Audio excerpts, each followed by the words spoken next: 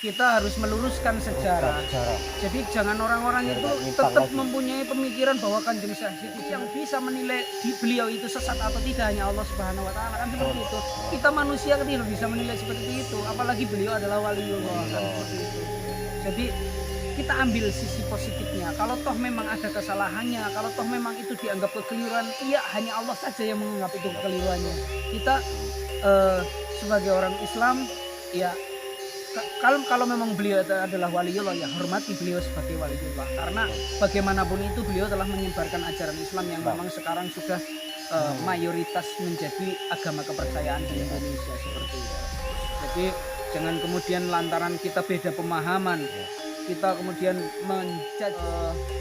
mengklaim bahwa beliau itu adalah orang yang sesat karena mengaku bahwa beliau itu adalah Tuhan. Seperti yang kita sampaikan kemarin ya, beliau itu adalah sufi yang memang jatuh cinta kepada Tuhannya. Jadi apapun yang beliau lihat adalah Tuhan. Seperti itu. Termasuk tubuhnya sendiri pun beliau disebut Tuhan. Kan seperti itu. Karena saking jatuh cintanya.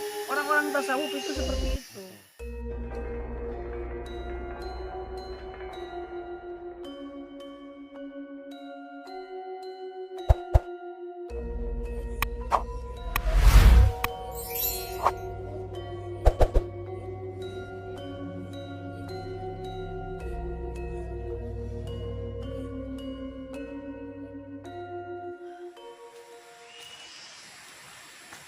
Assalamualaikum warahmatullahi wabarakatuh. Jumpa lagi ya teman-teman ya, bersama saya Khalid Misteri.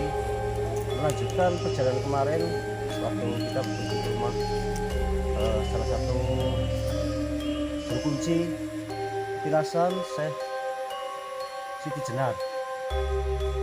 Jadi mungkin kemarin itu belum puas teman-teman ya, asal ceritanya. Dan kita langsung di tempat petilasannya. Dan ini benar-benar di tengah hutan ya, hutan itu kelihatan buas teman-teman. Ini sambil selingkuh ya, ini lihat ke belakang kemana itu ya, baunya ada yang nyerah. Oke, gimana nih Bang, tentang lanjutan kemarin itu kita kemarin belum puas di rumah ya. Oke, sampai ya kita dengarkan terus. Oke, ini ketemu lagi ya sama saya Kang Dul.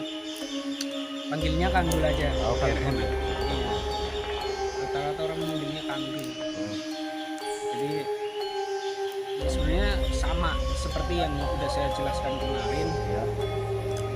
Ya seperti inilah kondisi petilasan Kanjeng Syekh Siti Jenar. Jadi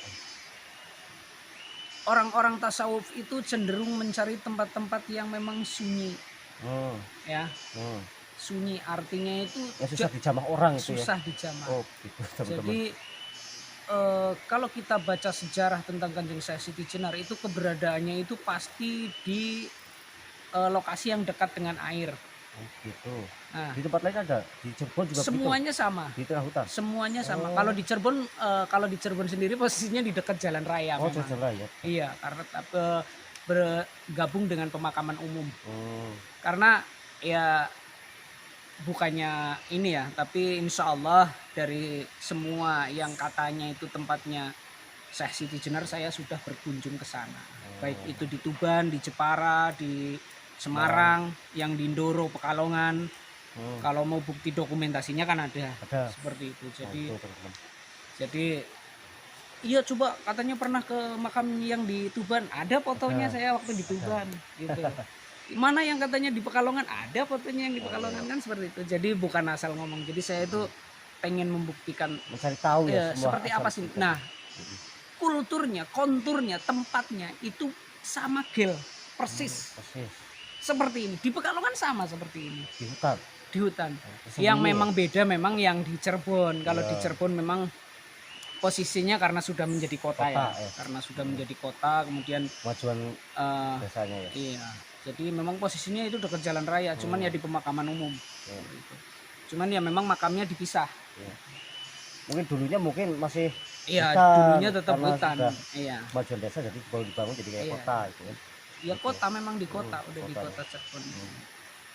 Ya jadi seperti inilah ya kondisinya. Cuman karena tadi kita naiknya kan memang lewat sungai ya, makanya ternyata di sini kalau kita lihat ke bawah itu aksesnya untuk menuju ke sungai, mungkin bisa dimungkinkan untuk tempat yang bisa buat ambil air wudhu atau sebagainya kan seperti itu. Kalau kita lihat kontur tempatnya, seperti yang kemarin saya bilang, Kanjeng Syekh Siti Jenar itu fokus untuk mentauhidkan orang-orang yang masih menganut ajaran Hindu Buddha atau orang-orang yang memang belum mengenal ajaran Islam seperti itu. Kalau urusan syariat, urusan Kanjeng Sunan Kalijaga, urusannya Wali Songo wis perkara pan dipelajari sembayang, pan dipelajari ngaji, waca hijaiyah dan lain sebagainya. Ada tugas masing-masing. Ada tugas para wali masing-masing itu ya. seperti itu. Kanjeng Syekh Siti Jenar fokus tugasnya itu mentauhidkan orang-orang yang masih belum Mensyahadatkan, ya seperti itu. Hmm. Nah, kalau kita lihat konturnya, ini bentuknya punden. Punden. Jadi punden itu adalah tempat peribadatan orang-orang Hindu. Kenapa? Ya, dimungkinkan dulu di sini adalah tempat pemujaan orang-orang Hindu Buddha kan seperti itu. Kemungkinan zaman-zaman dulu. Nah, kenapa beliau langsung menujunya ke sini? Beliau langsung menyebarkan Islam, mentauhidkan orang-orang yang masih menganut ajaran Hindu ya di sini. Langsung ke tempatnya seperti itu. Makanya bisa kita lihat itu ada tangga kan? Iya. Ini tangga nih, 1, 2, 3. Nah, ini tangga dari tempat peribadatan lah caranya punden seperti itu. Kalau punden kan tempat beribadah orang-orang Hindu. Makanya ada pohon besar apalagi ya. Orang itu iya, dimungkinkan ibadahnya tempat ada pohon besar itu ya. Iya. Kayak di Bali, di mana kan seperti ini tempatnya. Oh, Bali itu teman-teman. Iya, ini. Jadi yang namanya tempat seperti ini tentunya pasti akhirnya kita membuka tentang misterinya ya, karena ini channel misteri ya. Jadi yang namanya tempat dimanapun kita melafalkan asma Allah, taruhlah kalau kita tidak meyakini di tempat ini bukan tempatnya Kanjeng Syekh Siti Jenar umpamanya, tetapi setiap kita datang ke sini tawasulnya ke Kanjeng Syekh Siti Jenar, secara otomatis energi Kanjeng Syekh Siti Jenar itu ada di sini. Kan seperti itu. Ya, betul. Seperti jenengan tidak mengenal orang lain, tetapi namanya disebut sama jenengan setiap hari, maka energi orang tersebut akan hadir ke jenengan. Seperti itu. Jadi tetapi ya keuntungannya memang tempat ini memang tempat dulunya memang pernah disinggahi Kanjeng Syekh Siti Jenar. Jadi ketika kita menyebut asma beliau ya secara otomatis energinya itu kental. Jadi kalau kita lihat konturnya di mana-mana tempatnya Kanjeng Syekh Siti Jenar itu sudah dipugar dan hanya satu tempat ini yang belum dipugar. Kita lihat di Ndoro Pekalongan sudah dibikin kijing rumah ya. Yang di Cirebon sudah dibikin bangunan, bahkan masuknya itu harus lewat juru kunci untuk membuka pintunya. Seperti itu. Ya. Cuma di sini ya masih bebas ya. Ya, di sini bebas. Artinya bebas itu ya juga tidak sembarangan orang untuk masuk ke sini. Gitu ya, karena kita juga punya yang jenenge wong Jawa kan punya tata krama. Seperti itu. Seperti halnya kita mau masuk ke dalam rumah kan tentunya assalamualaikum ketok pintu. Ya. Seperti itu. Jadi ya kalaupun tidak ke saya bisa ke orang lain seperti itu. Bisa ke orang lain, Mas.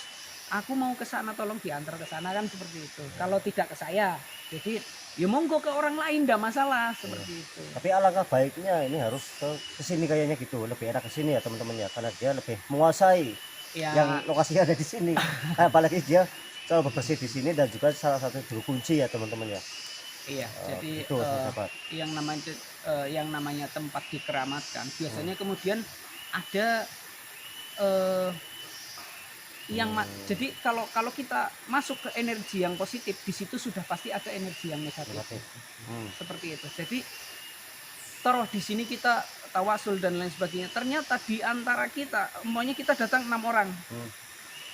Yang 5 orang itu lari ke hal-hal yang positif. Kemudian adalah salah satu orang yang memang mempunyai pemikiran lain. Artinya kita melafazkan asma Allah, kemudian yang lain kok asmanya beda, sing diundang beda. Jadi nanti energinya yang kerasa di 5 orang tersebut itu akan lain.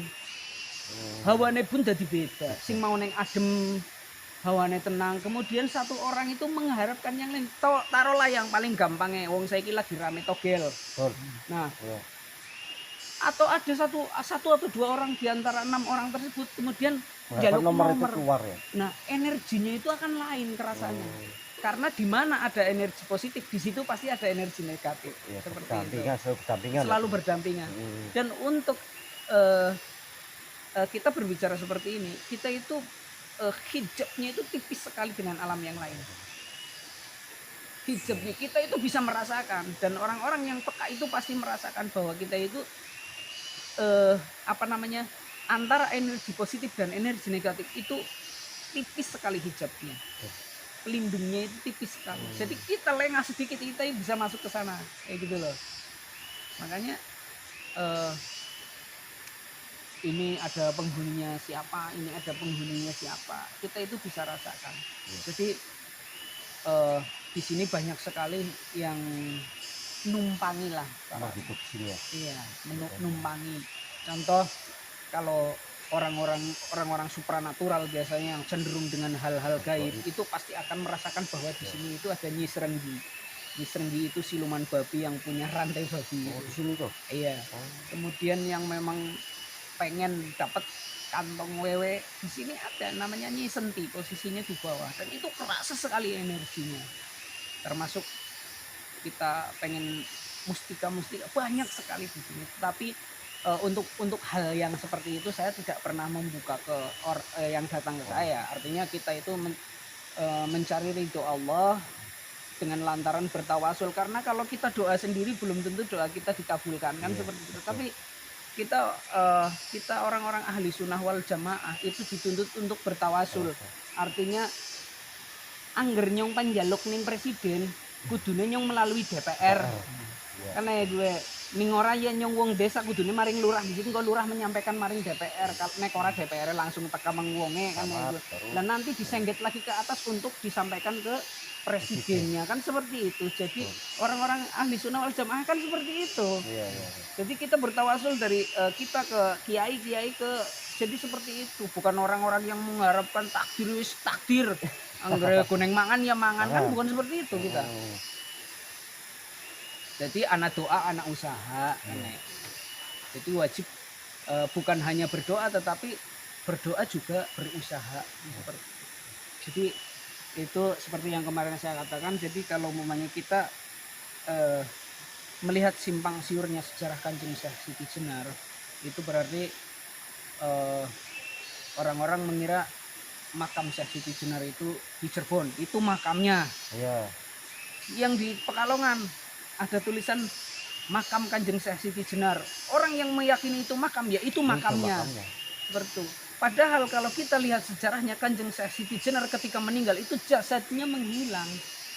Itu ya teman-teman ya. Jadi ceritanya itu enggak beda yang kemarin itu teman ya, cerita masih sama ya teman-teman ya. Cuma di sini backgroundnya lebih beda teman-teman, di lokasinya langsung ini. Kemudian kalau kita lihat di mana-mana posisi petilasan Kanjeng Syekh Siti Jenar itu ada bambu seperti ini. Jadi ini ciri khasnya dia. Iya, pasti ada bambu pring kasap.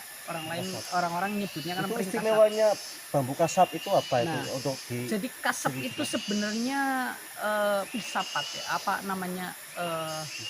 Jadi gini, kasap itu berasal dari kata hasap. Hasap itu berarti di atasnya mariat. Di atasnya maripat itu kan melihat. Ya, maripat itu melihat. Nah, kalau hasap itu merasakan. Jadi bukan hanya melihat tetapi juga merasakan. Seperti itu. Filosofinya seperti itu. Jadi bukan orang mau pring kasap sembarang pring kasap. Jadi hasap itu ada filosofinya seperti itu. Jadi hasap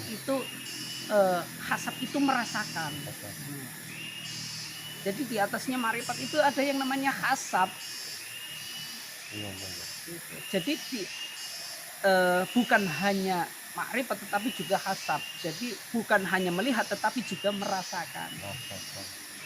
Seperti itu. Pring kasap, sampai pring kasap. Teman-teman ya, jadi ini luar biasa ceritanya teman-teman. Mungkin masih banyak lagi kalau kita ulas ceritanya itu nggak habis teman-teman ya, sampai 3 hari ya. Oke. Ini sini banyak banget ya penghuni ada di sini ya. Banyak sekali ya. Jenisnya apa aja yang selain apa itu? Ya sebenarnya banyak, tetapi saya karena kita diwajibkan sebagai umat Islam itu diwajibkan untuk meyakini ada hal-hal yang gaib. Jadi ada makhluk lain yang dihidupkan sama Allah Subhanahu Wa Taala itu yang bukan sealam dengan kita. Artinya berarti ada makhluk-makhluk yang memang hidup di alam lain. Seperti itu. Tugas kita adalah meyakini bahwa eksistensi mereka itu ada. Dan tentunya kalau memang kita pengen berinteraksi dengan mereka, tentunya ada hal-hal yang memang harus kita lakukan, dan tentunya itu adalah orang-orang yang memang menguasai tentang ilmu tersebut, kan seperti itu. Jadi kita bisa ngambil pakar supranatural atau, tapi jangan yang double-double loh ya. Yang artinya yang memang benar-benar menguasai, yang memang benar-benar bisa membuka hijab. Seperti itu. Jadi kan kita banyak lihat di konten-konten YouTube orang-orang yang bisa masukkan ini tak leboknya. Nah, kemudian mereka ngomong ini seperti itu, mediator. Nah, kebanyakan kan hanya karena memang mengambil konten itu biar banyak subscribers kan seperti itu. Betul. Jadi kita cari yang real, kita cari yang memang nyata, yang memang benar-benar, dan tentunya sama ahlinya kan seperti itu. Karena kayak konten kreator ya, mereka adalah orang-orang yang memang mencari subscriber, akhirnya wis asal-asalan guys, yang penting kok apen-apennya seperti itu. Ya kan jangan seperti itu namanya pembodohan kan seperti itu. Di sini nggak ada ya teman-teman yang namanya pembodohan, apa namanya, subscriber ya, pembodohan di video ya. Di sini real lah teman-teman ya, apa adanya seperti ini ya. Tapi kalau mau buktikan secara langsung juru kunci mau bisa apa itu kalian datang aja sendiri ya. Ini nggak bohong, ini real ya. Silakan kalian bisa tahu sendiri nanti kehebatannya, kepandaian dia atau apalah, pokoknya dia melebihi ya. Ada kelebihan lah pokoknya teman-teman. Saya lihat sendiri di rumah tadi, ya pokoknya kalian datang aja sendirilah ya, mau bukti apa gitu ya. Jadi nggak ada bohong-bohong di sini. Cuma tadi mau di video nggak mau, katanya jangan mas, itu ya. Jadi dia orangnya nggak mau tersohor berlebihan teman-teman, gitu aja. Mungkin itu ya sedikit gambaran, sedikit penjelasan tentang tadi sudah saya buka semua tentang Kanjeng Syekh Siti Jenar, posisinya awalnya di mana, kemudian perjalanannya itu seperti apa. Ya, mungkin dari percakapan kemarin sudah bisa diambil kesimpulan ya, seperti apa perjalanannya, kemudian visi dan misi beliau itu apa, karena kita harus meluruskan sejarah. Jadi jangan orang-orang itu tetap mempunyai pemikiran bahwa Kanjeng Syekh Siti Jenar itu sesat. Jadi yang bisa menilai beliau itu sesat atau tidak hanya Allah Subhanahu wa taala, kan seperti itu. Kita manusia tidak bisa menilai seperti itu, apalagi beliau adalah waliullah kan seperti itu. Jadi kita ambil sisi positifnya. Kalau toh memang ada kesalahannya, kalau toh memang itu dianggap kekeliruan, iya hanya Allah saja yang menganggap itu kekeliruannya. Kita sebagai orang Islam ya, kalau memang beliau adalah waliullah, ya hormati beliau sebagai waliullah, karena bagaimanapun itu beliau telah menyebarkan ajaran Islam yang memang sekarang sudah mayoritas menjadi agama kepercayaan di Indonesia seperti itu. Jadi jangan kemudian lantaran kita beda pemahaman, kita kemudian menjudge atau mengklaim bahwa beliau itu adalah orang yang sesat karena mengaku bahwa beliau itu adalah Tuhan. Seperti yang kita sampaikan kemarin ya, beliau itu adalah sufi yang memang jatuh cinta kepada Tuhannya. Jadi apapun yang beliau lihat adalah Tuhan. Seperti itu. Termasuk tubuhnya sendiri pun beliau disebut Tuhan. Kan seperti itu. Karena saking jatuh cintanya. Orang-orang tasawuf itu seperti itu. Jadi kalau orang kita biasa, akal pikir kita nggak nyandang, nggak bisa, orang bakalan. Karena memang kita itu masih diliputi oleh duniawi. Betul. Kita masih berpikir ngesuk anaknya penjajan duit singin liwet duit itu durung anak. Berbeda dengan orang-orang yang memang sudah menyatu dengan Tuhan, orang-orang yang memang di dalam pikiran dan batinnya itu hanya kepada Tuhan, pasrah dengan apa yang menjadi ketentuan Tuhan, kan seperti itu.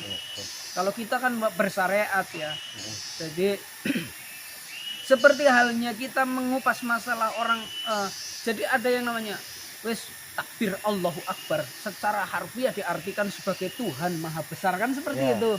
Tuhan Maha, hakikatnya itu apa? Jadi hakikat daripada Allahu Akbar itu adalah perenungan. Coba kita bayangkan dari ujung rambut kita sampai ke telapak kaki, tatap, lihat, diangan-angan, tafakur ya, diangan-angan, dilihat, jentik 5 digerakkan. Secara otomatis itu akan timbul kalimat, ya Allah, sungguh maha besar engkau, kan seperti itu. Hakikatnya itu adalah perenungan. Naik ke atas bukit, lihat hamparan bumi ya, secara otomatis akan timbul betapa maha besar Tuhan. Jadi tidak bisa digambarkan kalau Tuhan itu sebesar bumi dan langit. Tidak bisa seperti itu. Gambaran Allahu Akbar itu berarti meliputi semesta alam, kan seperti itu. Tuhan maha besar. Besarnya itu bukan besar segede apa, segede langit dan bumi, bukan itu. Hakikatnya itu luas. Oke, untuk para sahabat semuanya ya, ini sebuah menarik ya, ceritanya tentang adanya Syekh Siti Jenar ya kan. Jadi udah diulas semuanya biar tidak ada kesalahpahaman tentang orang-orang yang menjudge sudah ya, menjudge bahwa Kanjeng Syekh Siti Jenar itu sesat. Jadi sesat gitu ya. kita itu harus belajar mengkaji lebih jauh Lebih tentang jauh. tasawuf, Betul. tentang ilmu makrifat seperti itu. Jadi jangan menjudge bahwa Kanjeng Syekh Siti Jenar itu sesat. Jadi telusuri dulu kebenarannya, karena seperti yang kita bicarakan kemarin, yang namanya kita itu lihat sejarahnya itu di film. Film itu ada sutradaranya, ada pemainnya. Bagaimana untuk menciptakan penonton itu terbawa arusnya dengan cerita, ya dibikin skenarionya sebagus mungkin biar dinikmati ya, ditonton biar enakan seperti itu. Iya, Makanya kaji dulu sejarah Kanjeng Syekh Siti Jenar. Banyak sekali suluknya, sejarahnya. Jadi ada beberapa versi sejarah tentang Kanjeng Syekh Siti Jenar. Yang pro banyak, yang kontra juga banyak, kan seperti itu. Ambil sisi positifnya bahwa beliau adalah waliullah yang memang menyebarkan ajaran Islam di tanah Jawa. Mungkin khususnya hanya itu di saja ya yang desa Lemabang ini ya, ya. khususnya. Ya, gitu, Jadi memang seperti itu. Kalau di Tuban sana ya Lemah Abang, ya, di Jepara Lemah Abang. Oh. Jadi tempat yang disinggahi sama beliau itu namanya jadi Lemah Abang semua. Ya gitu. Ciri khas ya. Ciri khas. Tanda-tanda untuk beradanya singgahnya dia di Lemah Abang, Iya. Lemah Abang. Oke, mungkin semoga video ini jadi bermanfaat teman-teman ya, bisa lebih tahu tentang Syekh Siti Jenar di masa hidupnya seperti apa ya. Mungkin kapan waktunya saya juga bakalan balik lagi sini untuk lebih dalam lagi mengulas tentang beradaannya makam atau petilasan Syekh Siti Jenar. Oke, saya Holik Indigo Misteri bersama Kang Julo pamit undur diri. Assalamualaikum warahmatullahi wabarakatuh. Salam santun, rahayu, semoga sehat selalu.